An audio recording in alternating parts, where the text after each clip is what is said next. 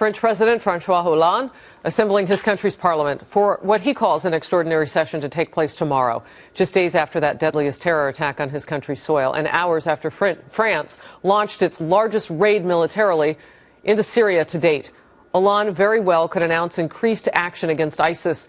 But what does that mean for U.S. involvement? How does that work? Let's bring in our Fox News political insiders, John LeBoutelier, former Republican congressman for New York. I almost called you a president. Well, goodness gracious. Hold your breath. Oh, okay.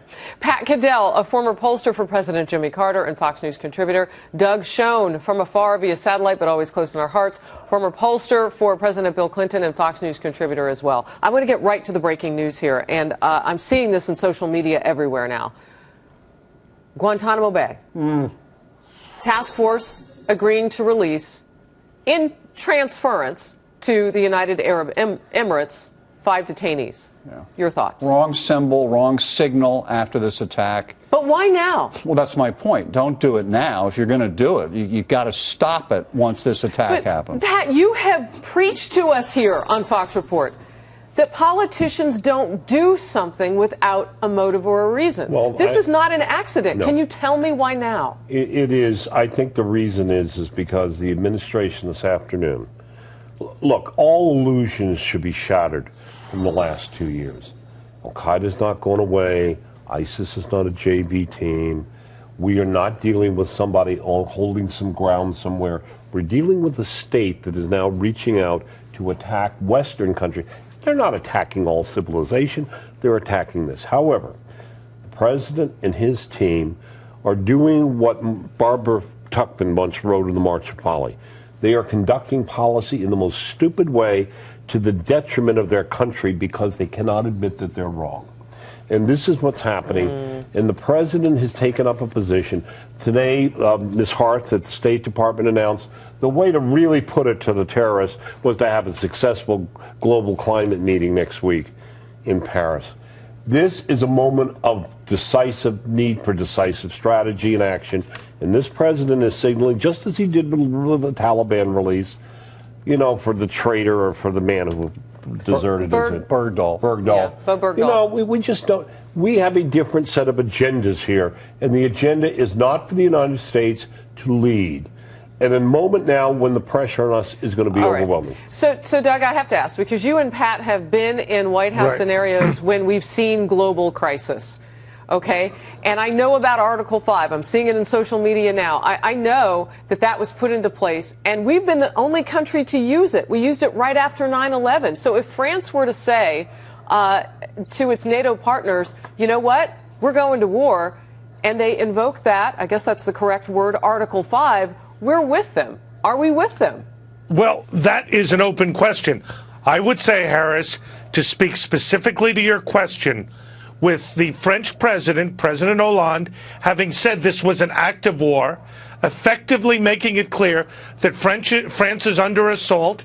As ISIS has made clear, so too is Western civilization. As Pat so articulately put it, we should show leadership, and we should encourage the French and our allies to invoke Article 5 and immediately declare war on ISIS and join our partners to eradicate them. No more, no less. It's an eerie rerun of the Charlie Hebdo response from the president. Remember that one, where he wouldn't go over there to the synagogue? This is a little bit different, though, because now President Hollande has said that this is an act of war. He said that we have to get ready. He told his nation on French television, you've got to get ready for an extraordinary meeting with parliamentary members. We don't know what that will look like, but they just lit up some ground in Raqqa, Syria, where we know that those evildoers, and I can use so many other words, are nesting like scorpions in a hole. They just lit up the ground. Now, maybe that's the beginning. Maybe that's not the only thing that they'll do.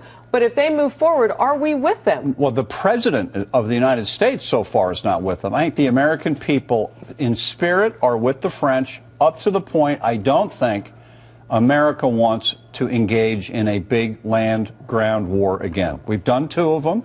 It's time for other people to do the ground fighting. We'll do air support, all that stuff. So instead, on Sunday night, you put out the announcement from the Pentagon that you have looked at 5 detainees and you're going to transfer them to the to the UAE. That thing was probably in the works, right? And it was already scheduled to happen, and someone should have stepped in over this weekend and stopped it. Maybe it was like the Cuban Missile. I'll give Obama the credit to say that John Kennedy said when somebody did a nuclear test in the middle of the crisis, he said, there's always some SOB who doesn't get the word.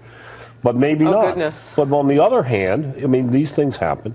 On the other hand, every act today they have taken, including sending out, let me say this, they did not send out, they sent out their PR, Ben Rhodes, of the fine arts degree that he has, who was about as qualified and who we know has been a consummate liar on Benghazi and worked for Tom Donilon, the master hack as national security advisor. They didn't send out somebody you would respect on this.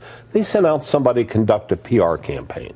And that's what they're about. We're going to let the refugees in and help take the hindpost. We are going to continue to lead from behind. Well, don't you think from the get-go of this ISIS thing, and I know, Doug, we've talked about it before, I think that this president has been reluctant to get into this thing. He has had a problem with it. But when generals tell you that this is the signature, that the Islamic State may be making a change in how it's going to do things, when good people tell you from the military who are experts that you could be next, what say you, Mr. President?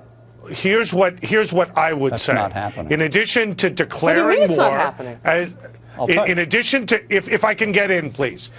In addition to declaring war, invoking Article 5, the President of the United States needs to bring the American people and the Republicans in and do this on a bipartisan basis. Because John is correct. This is an assault on all of us. We have to fight back rather than engage in homilies about humanity. Right. That means working with the Republican leadership, working with all segments of our society to fight back, to eradicate the scourge of Islamic terror, which needs to be called exactly that. Exactly. But what my point is, you may have generals here on Fox that are saying what we ought to do. I don't think those generals have been telling the president that, and I have some evidence of it, which is an inspector general doing an investigation in the Pentagon of whether they're cooking the books on how well we're doing against ISIS. They've been trying to sell us, the public and the politicians, that things have been going well.